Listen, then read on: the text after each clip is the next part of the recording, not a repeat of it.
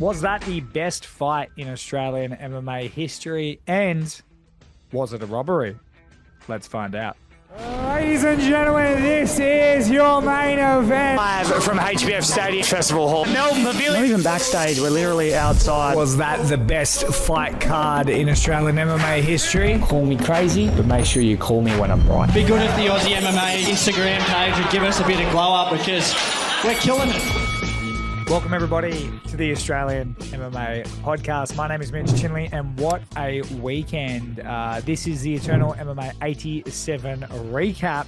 Of course, we'll be doing a UFC one. Eternal MMA 87 took place August 17th on a UFC weekend in Perth, UFC 305, of course, taking place August 18th, one of the biggest fight weekends in the history of the sport.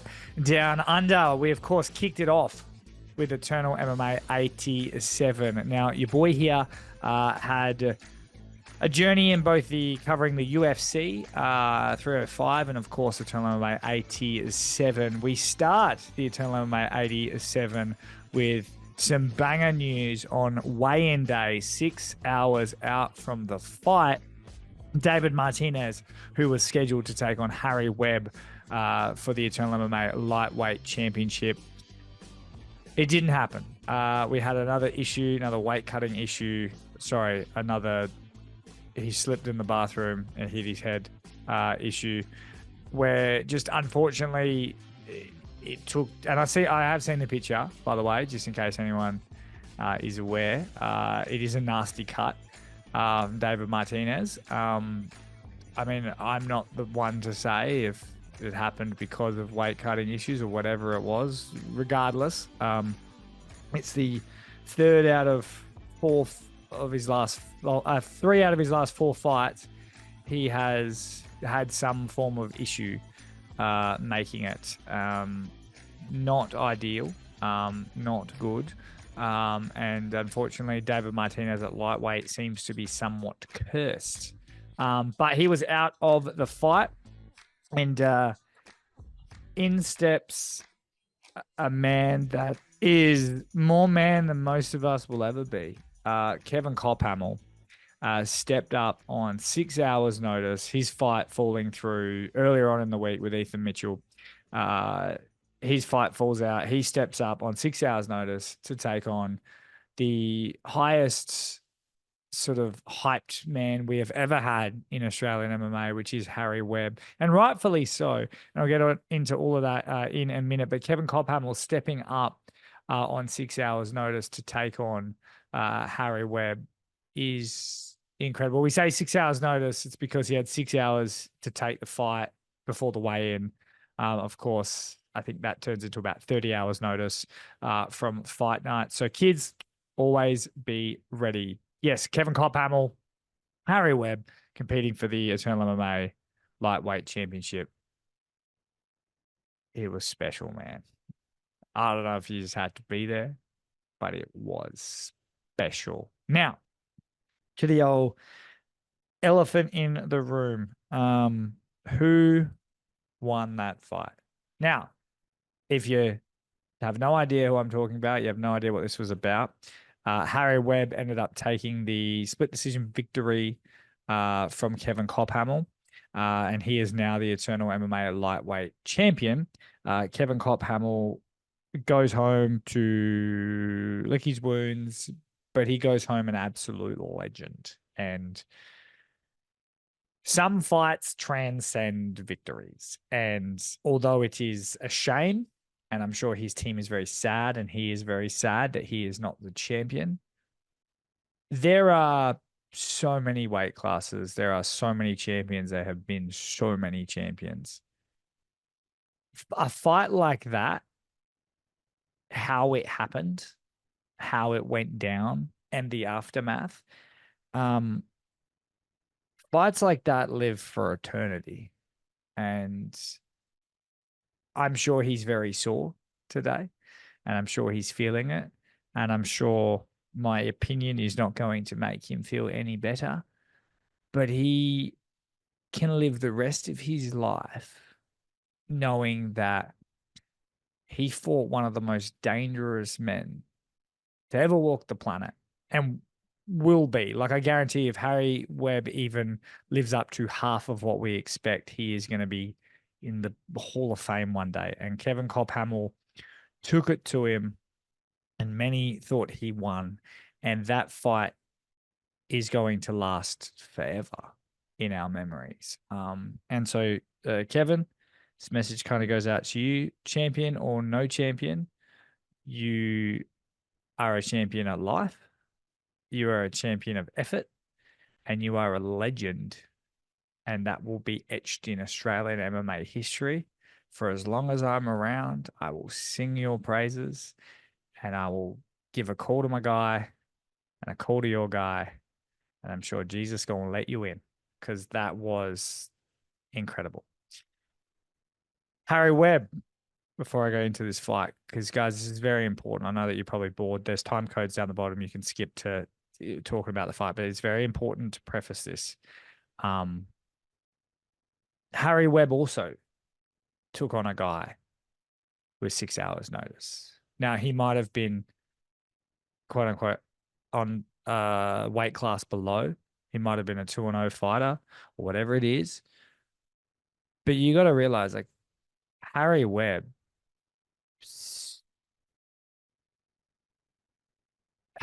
has gone through what many of you will never hear about. You will never understand what that young man went through to get to the fight.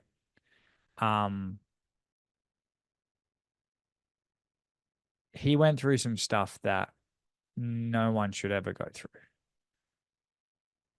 He is just a young man chasing his dreams and making decisions that he thinks will benefit him and his family and his future family, with his beautiful girlfriend and his coaches and his community. And the fact that he is easily, in my recent memory, the most hyped Australian MMA product, not signed to the UFC ever. He is 24. He is a good-looking kid. He has the world at his feet. And unfortunately, the gym that gave him so much fell to his feet. It burnt down in an alleged targeted attack, which is very sad and very unfortunate for a young man to have to deal with. And a lot of the stuff he dealt with, either directly to him or around the people that are connected to him, it would have thrown off anyone. And Harry Webb is one of the most cool, calm, and collected people that I have ever met. He is so cool under pressure. But, and full disclosure, I saw him the night before. I was with Jack Jenkins, UFC fighter, and Dan Maudsley, his manager. And they wanted to stop by, and I just gave them a lift.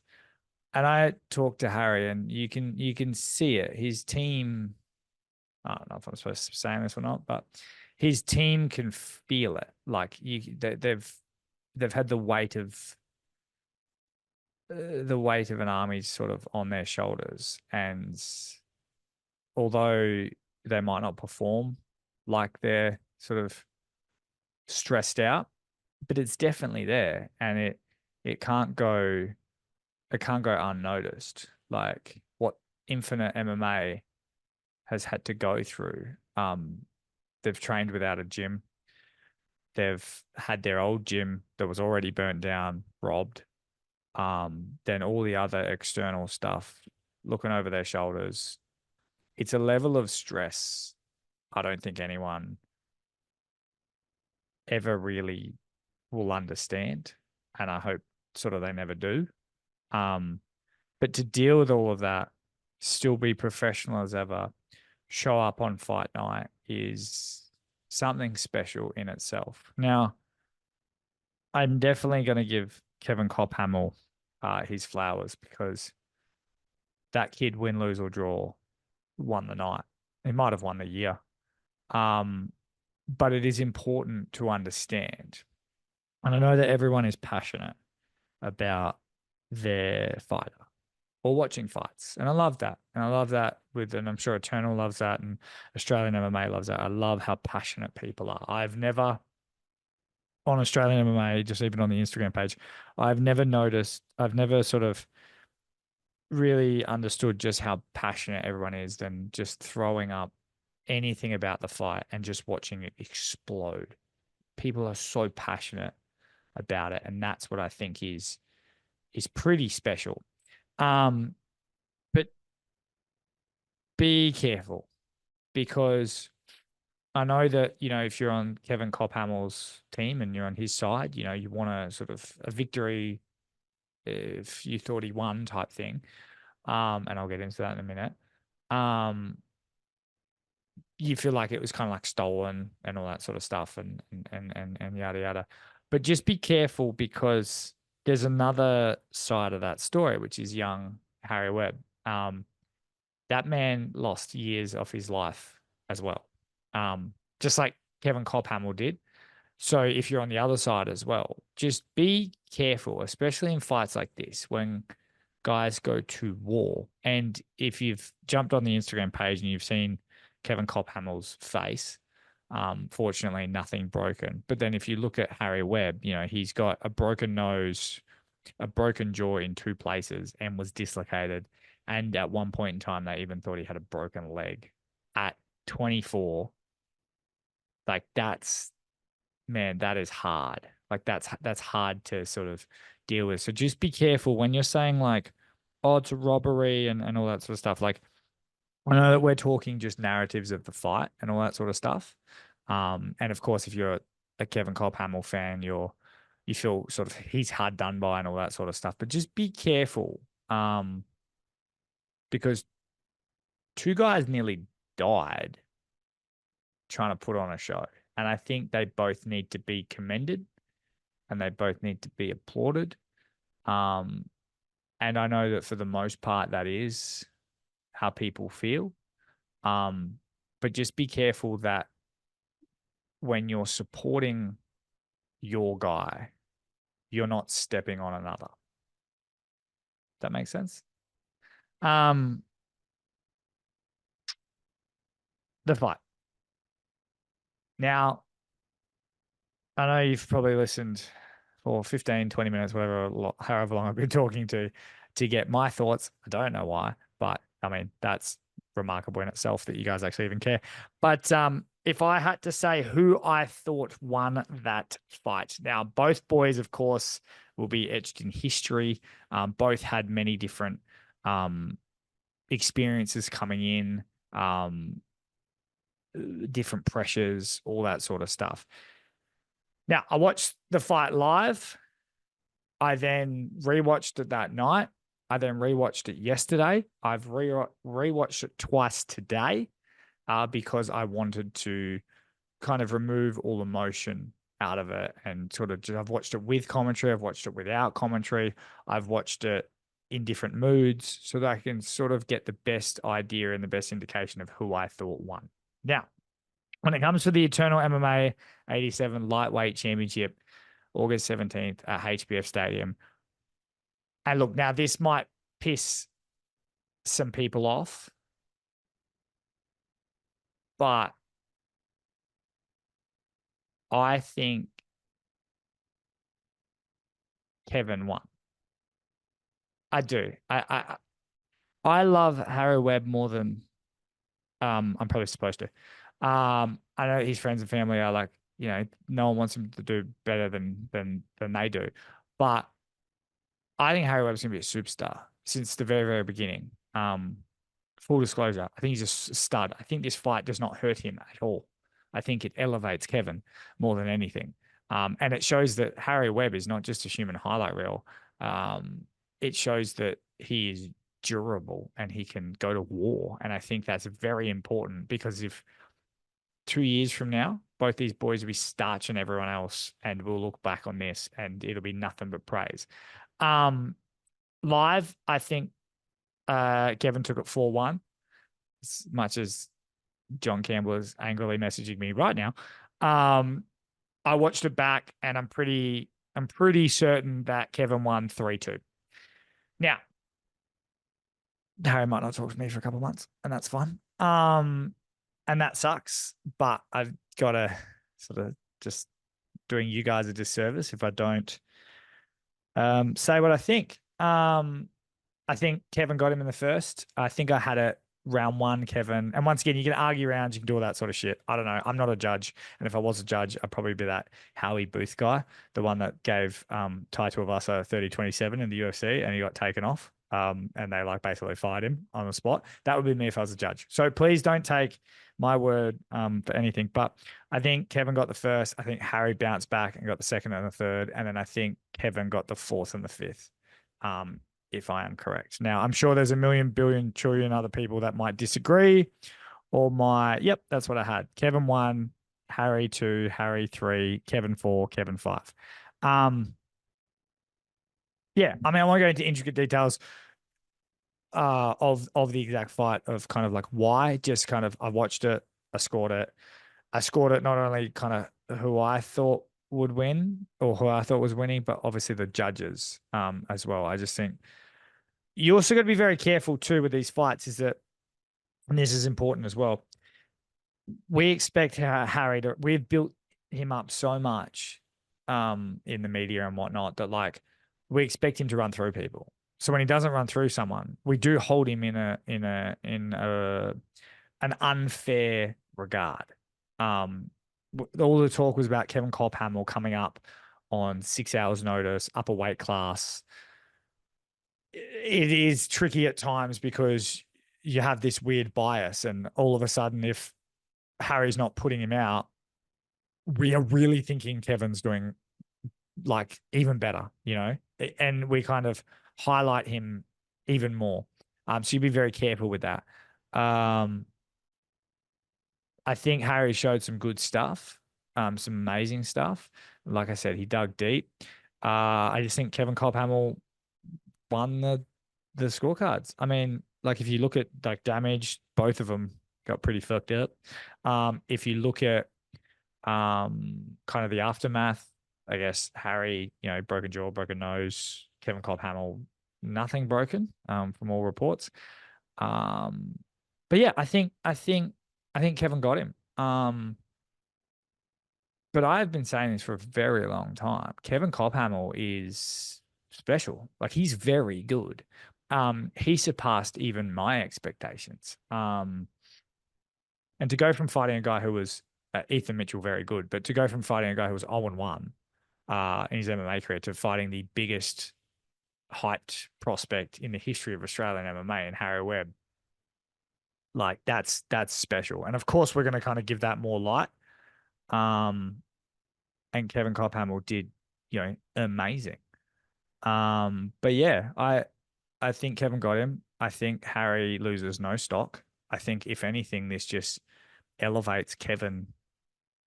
And Kevin could get knocked out in the next 10 fights. This fight will live for eternity. Like it really will.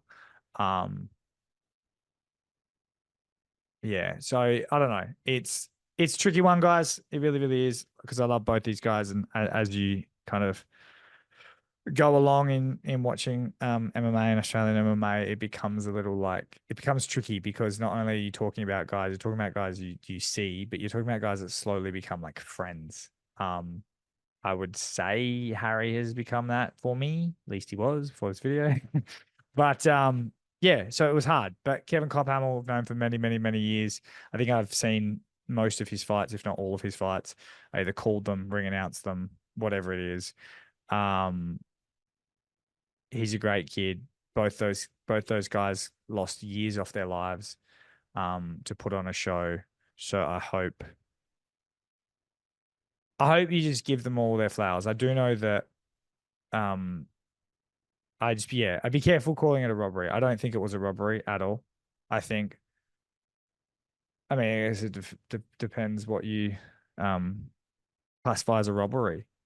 But Kevin Kophamel, I think, clearly won 3-2.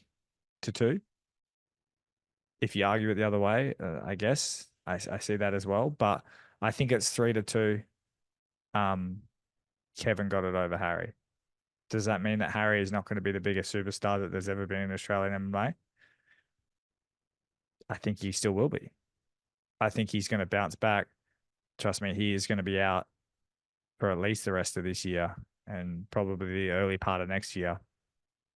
When Harry comes back, he knows that he can go to war and he can bounce back and he can also starch people in the first round. So I think he is going to be one of these, if he was hyped before, he's going to be one of the most scariest prospects there's ever been when he comes back. Kevin Kophamel has, I have heard word that they're trying to contest the result. I would be intrigued to see what they do because I don't think it was so one-sided that it would be like deemed as a proper robbery. Like I said, I do think Kevin won. And I think he will probably recover quicker than Harry. I think he deserves a title shot. I don't want to see him at lightweight. I know that sounds ridiculous, but I think he should be, depending on Seb Szalay. I know that I talked to Seb Szalay, who won the Eternal MMA Featherweight Grand Prix and the title, and we'll talk about that fight in a sec. But he had like some cuts as well and stuff, so I'm assuming he needs some time off as well. But I wouldn't be surprised if I wouldn't mind seeing like a Kevin Kophamel versus Seb, or even Kevin Kophamel versus George Mangos. I think that would be a very nice fight for Kevin. I'm not even going to talk about Harry. I think he sits for a bit. I wouldn't be surprised if Eternal do their first ever like interim title, because Harry is now a business. I think you rest him and I think you sit him, and I think he sits for a year and you make sure he's 100% before you bring him back. Because he's going to be that big and he's going to be that big of a deal. Kevin Kophamel, yeah, when his face goes down, once again, you see all these photos and stuff. Australian MMA. I think Kevin, yeah, the world is his oyster. He is going to live in infamy in a lot of people's minds and legend status. And yeah, I would not be surprised, and I would implore anyone, I don't care if it's Eternal, hopefully it's Eternal, but it could be anywhere else. Kevin Kophamel deserves a title shot because there is no one alive, I think, that would fight Kevin Kophamel now.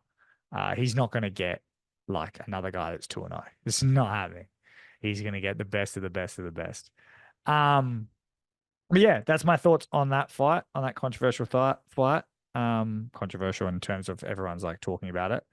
It's polarizing and whatnot.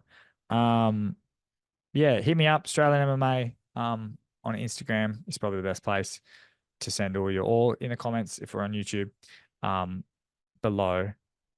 Yeah, I know it's a bit rambly, but it's kind of my thoughts, and I just wanted to kind of give both those boys their flowers, but I wanted to also not kind of sit on the fence with it either. I do think Kevin won, but I still do think Harry is the best prospect we've ever had in Australian MMA, as silly as that sounds.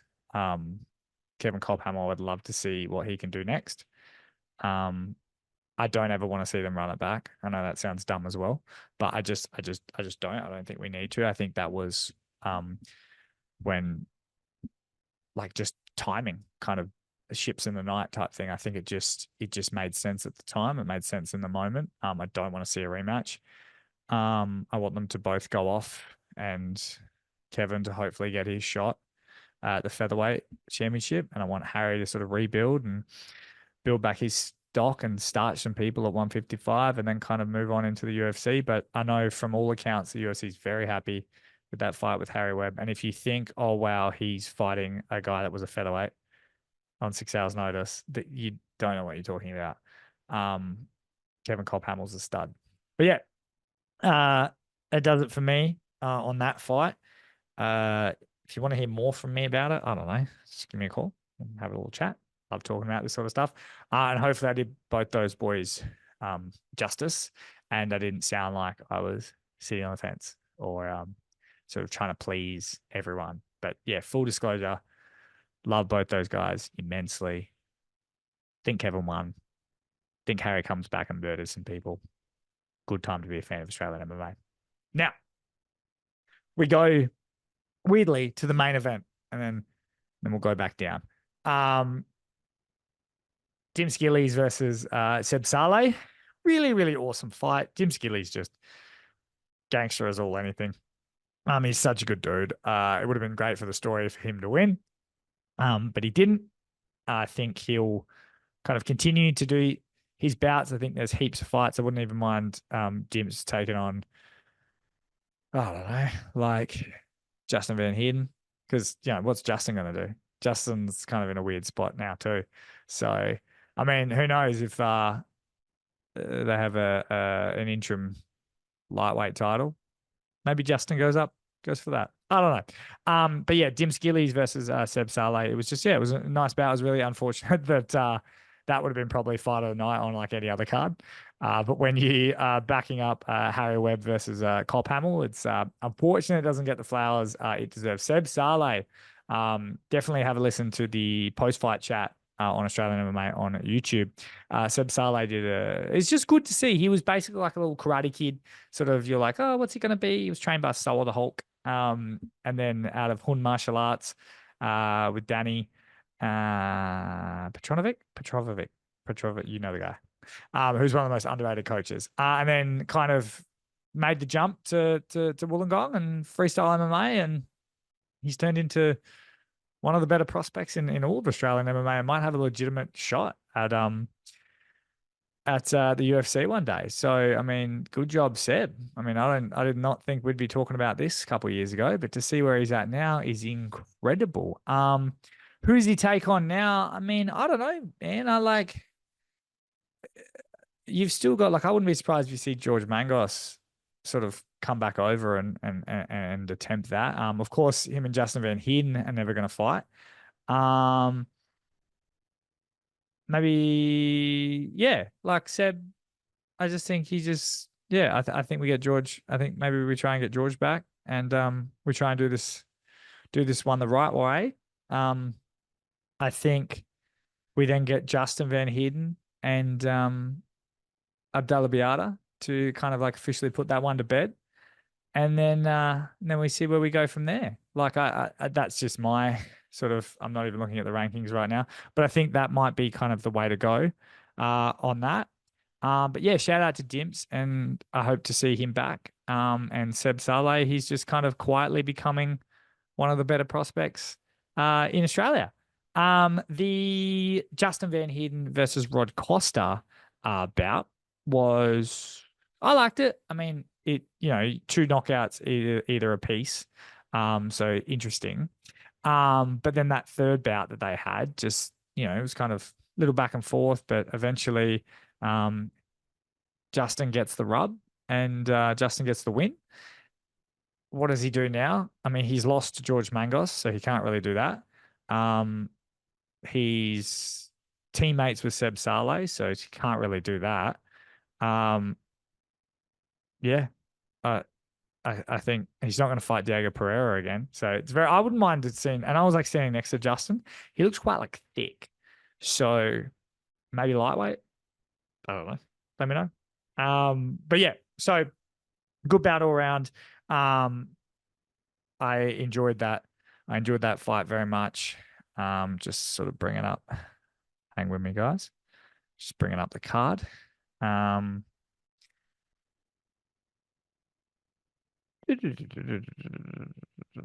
we go. Yep. All right. The fight before that. Sorry, I forgot the other title fight.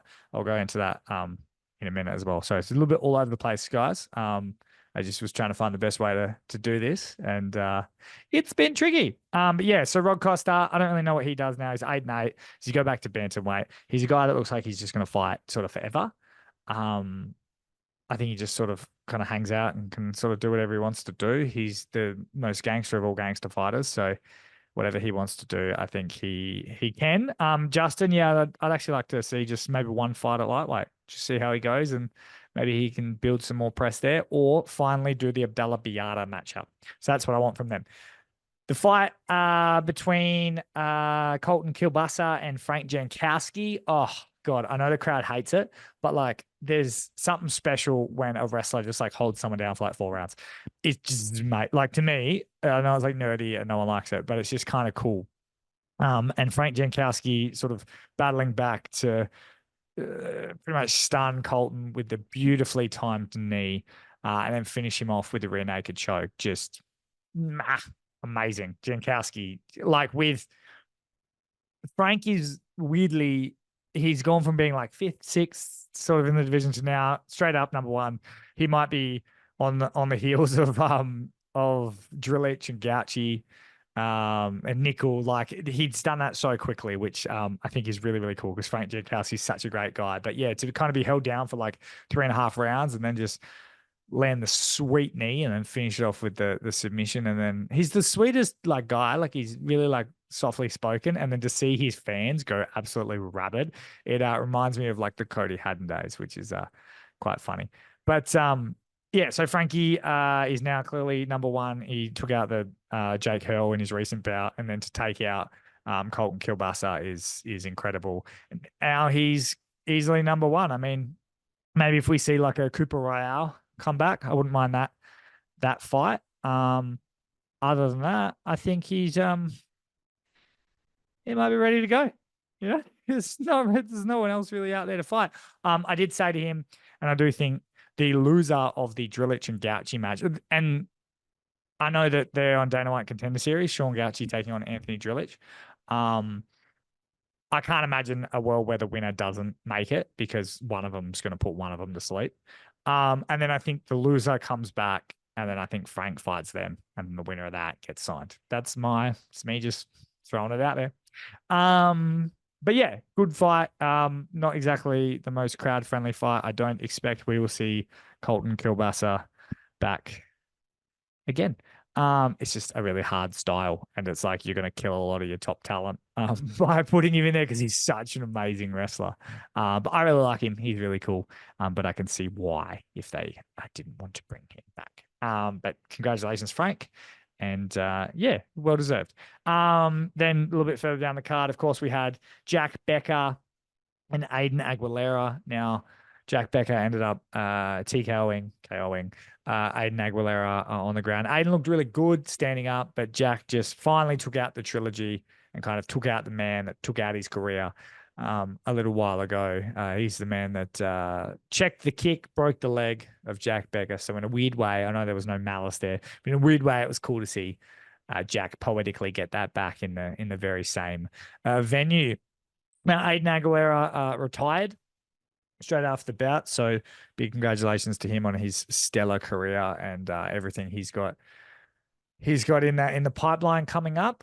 We actually had a chat that'll come out soon of him just talking about his career and whatnot. And Jack Becker, is good to see finally back on top. I still feel like Jack Becker has a chance at the UFC. He does. He's got the right management. He's got the right team. He's got the right guys. He's got the right resume. Just, can it all work out for him? I don't know. He's talking about going internationally. But I don't know if he'll want this fight, but I actually think him, and if Harry's out for a while, I wouldn't mind seeing him and Don Marfan for the lightweight belt. Now, wouldn't mind seeing Luke Daly, because Luke Daly and Don Marfan were scheduled. That's, of course, Harry Webb's teammate, Luke Daly.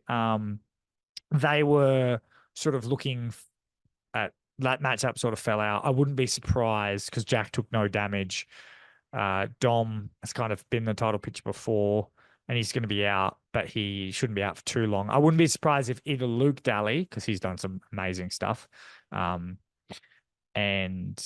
Jack Becker mix it up, or Jack Becker and Don Marfan, or we could even see Jack Becker kind of just move on from maybe Eternal, and like the Australian region doesn't necessarily do it for him as much anymore, and he wants to like go internationally. Like fight, I don't know, in UAE or Warriors or something like that. Then if Jack Becker kind of just moves on to other things, then I'd be surprised if we do like a sort of little interim belt. I don't even think Eternal will do interims, but I'm just saying because this is how long I think Harry's going to be out for. And Luke Daly versus Don Marfan for the belt. But I don't know.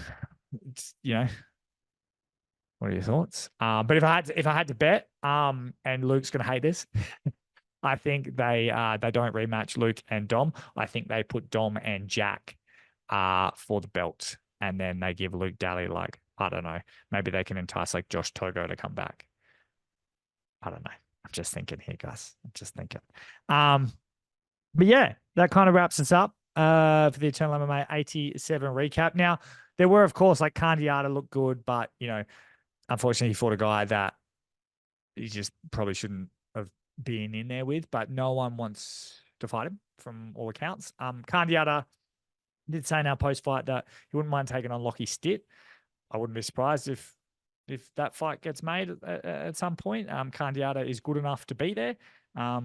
He kind of gets a different route. It's like a Ben Johnston in a weird way. Like, you don't necessarily have to climb the ladder when you've done so much in other sports. So I think now that Khan has an attractive record, he'll get a bit more of an opportunity. Maybe he'll get Lockie Stitt. Just stylistically, it makes a lot of sense. Wouldn't be surprised, depending on what Alden Bates is doing. And there's the other boys. Declan Wolfinden did really well. James Wong, like I said, he was an amazing talent. Like, getting him up to that level.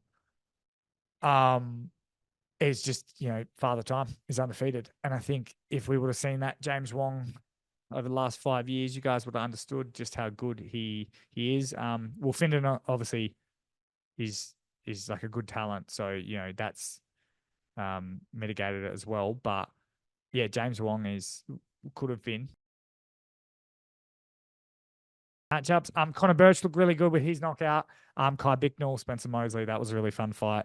You got to love a bit of Wyatt Fraser and Shannon Staples.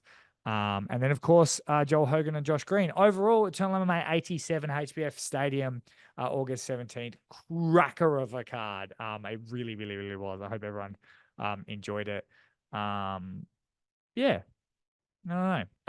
If you want to send me a message, the Australian MMA podcast on Instagram, hit us up on YouTube, like, subscribe, tell your friends. Trust me, I know there's going to be a million angry messages sent from different teams. Send them on over. Let's have a chat. Love this game. Love this sport. Love you guys. Peace.